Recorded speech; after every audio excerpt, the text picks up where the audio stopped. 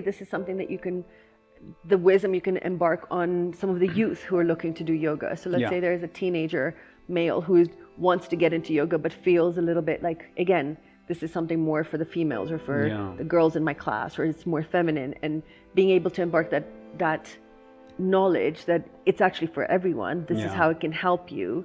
And if you do get backlash from your friends, maybe there's something they can say, or there's like, they need to just have the inner confidence to say, no, I'm comfortable being who I am. It's not so easy when you're a teenager. We all went through that. It's not so easy. I think one of the advantages of running this NGO is that it's a good amount of youth and they're in this community together. Right. So they're able to have these experiences in this space that's separate from other spaces.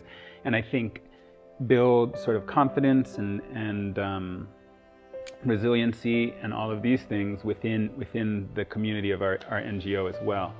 And that's the point of it, is to actually create a certain culture within it where people are experiencing different things. In a capoeira class, for example, you're going to sing. That's a common fear for people, to sing in public.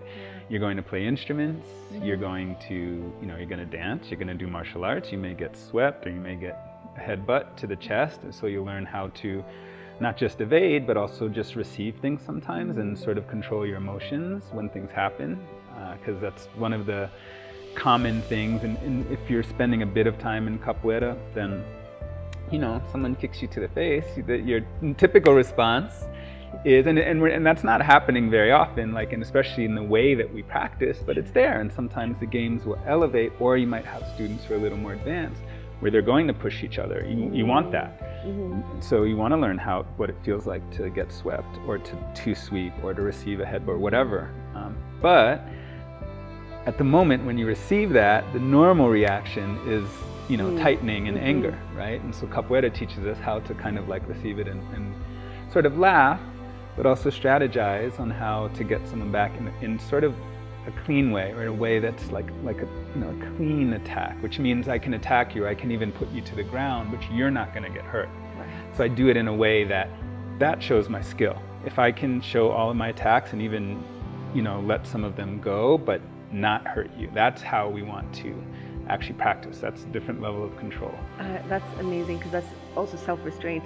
And I guess you can use that in your day-to-day as well. That somebody, whether it's physical or emotional or verbal, that somebody's saying something to you and you don't take it as an attack. You can actually be in your space, have that shield, and say, these things are not going to hurt me. And then, like you said, find a way to go around and not get back at the person, but stand your ground and say, okay, here's how I can, my rebuttal, without it coming out as a backlash, or you hit me, I'm going to hit you. But not saying that. Just being like, you can do what you need to do, and I'm going to stay centered. And then when it's time, I will get you back, put you to the ground, and it doesn't have to hurt you. But just putting, that's brilliant. I think. Then this dialogue, this corporal dialogue happens constantly. I mean, when you're in the capoeira circle, we call it roda, it's sort of this constant back and forth. A lot of people use the analogy of a conversation. You want to have a good dialogue in capoeira, so there are questions asked and those are answered. And this is, sometimes you're asking the questions and sometimes you're asserting something, but still there's a response somehow. And so this is sort of a back and forth flow. And what we call, in fact, the aesthetic we look for in Capoeira Angola in particular, we say jogo bonito, like a beautiful game. That doesn't mean you don't sweep or they're not attacks. There are. It can also be beautiful with that, in fact. But that's the aesthetic. We want a certain level of conversation between the two practitioners in the circle that is beautiful, both aesthetically and in terms of how they're engaging with each other. But where they're not necessarily just cutting each other down. It's not the aesthetic.